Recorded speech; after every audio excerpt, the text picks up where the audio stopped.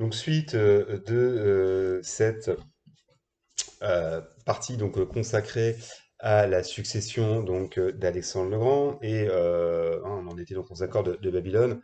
On peut résumer donc très très brièvement donc en juin 323, le Conseil de Babylone décide d'une co-royauté avec Philippe III donc demi-frère d'Alexandre le Grand et son fils posthume donc Alexandre IV. Sachant donc on a Perdiccas donc au titre de chiliarque de l'Empire qui est régent ou gouverneur, on pourrait dire. On a Cratère qui est tuteur donc de Philippe III. Et on a également donc commandant de la cavalerie Séleucos et commandant des hypaspis, donc on pourrait dire des gardes à pied Cassandre. Donc voilà pour, on va dire, la répartition des postes politiques. Et on peut déjà remarquer, voilà, donc le choix de Perdiccas n'est pas surprenant, hein. Il exerçait donc la chiliarchie déjà dès 324 hein, et la mort du favori Héphaïstion. Mais on remarque quand même que la tutelle des rois lui échappe.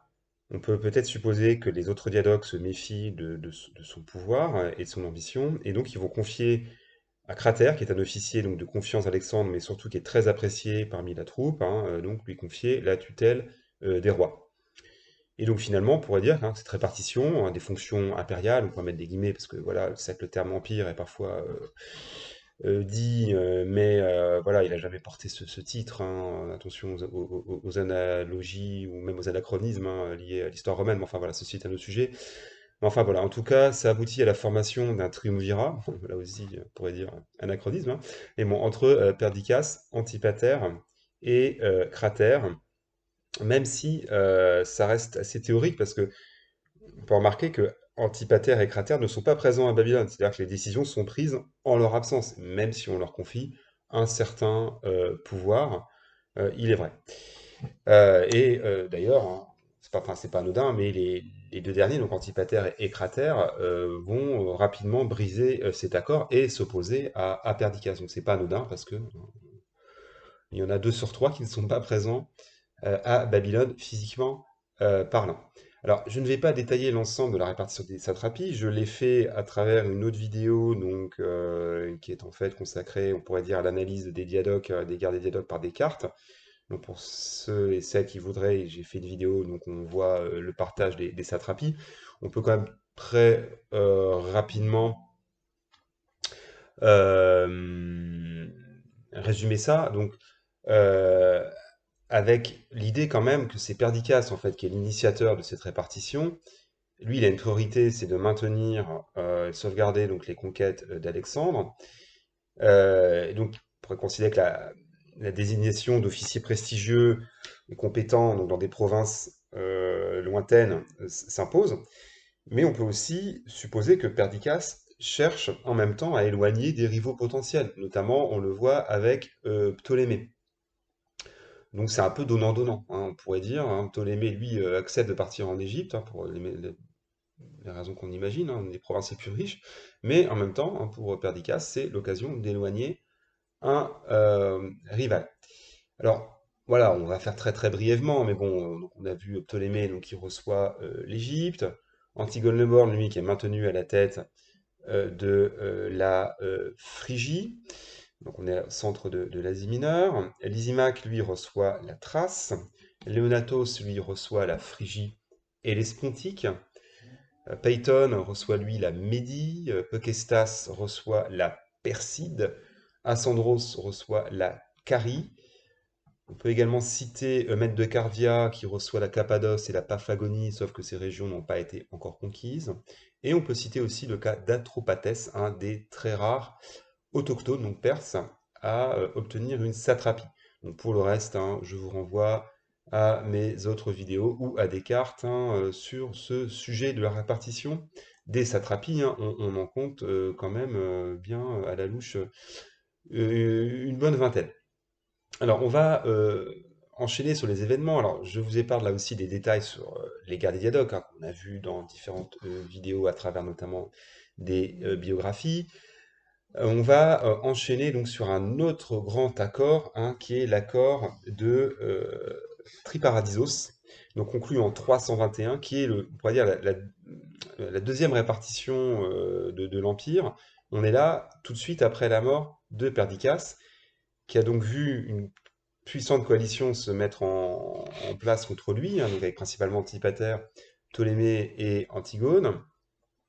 Et donc, Perdiccas est vaincu et trouve la mort, assassiné donc, par Séleucos et Peyton notamment, et Antigénès, donc le chef des jarretiers raspides.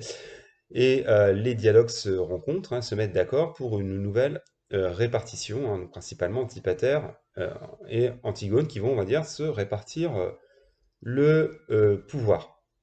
Alors, on peut là aussi, euh, on va dire, résumer un petit peu cela sans rentrer trop dans les détails là aussi, notamment des satrapies, je vais vous épargner les détails, mais les principaux changements, donc en termes, on pourrait dire, territoriaux, je reviendrai après sur les aspects plus politiques, mais Séleucos, là, reçoit la satrapie de Babylonie. Là, c'est quand même décisif, hein, parce qu'on pourrait considérer voilà, que c'est quand même le début de ce qu'on appellera plus tard l'ère séleucide, hein, Séleucos qui, au départ, avait eu un commandement militaire. Hein.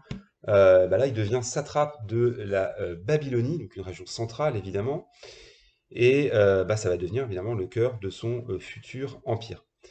Alors, autre, on pourrait dire, décision territoriale importante, c'est Antigone le Borgne, qui est donc déjà satrape de Grande Phrygie, étend hein, sa domination, donc il reçoit aussi la Lycaonie, donc là on est au sud de la Turquie actuelle, hein. Mais en plus, hein, il reçoit d'Antipater le commandement effectif de l'armée, hein, avec le titre de stratège d'Asie, avec pour mission de vaincre les derniers partisans de Perdiccas, notamment Eumène, et Alcétas, donc le frère de Perdiccas, qui seront vaincus, hein, pour le coup. Bon, Eumène sera vaincu plus tard, on verra hein, dans d'autres vidéos pour ceux qui seraient intéressés. Alors, pour revenir justement aux faits plus politiques, c'est que donc Antipater en fait, va désigner déjà Cassandre, son propre fils, comme adjoint, titre de chef de la cavalerie, donc adjoint d'Antigone, et que Antipater va donc conserver la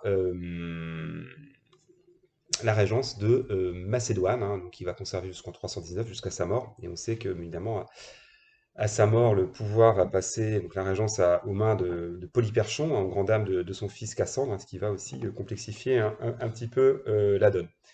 Alors, on sait aussi qu'entre-temps, en 321, Cratère est mort, hein, il a été tué donc, dans une bataille contre Eumène de Cardia, donc il n'y a plus proprement dit de titre spécifique de tuteur. En fait, enfin, c'est Antipater hein, qui obtient le titre de protecteur, hein, de prostatès, hein, des héritiers, donc à savoir Philippe III et euh, Alexandre IV.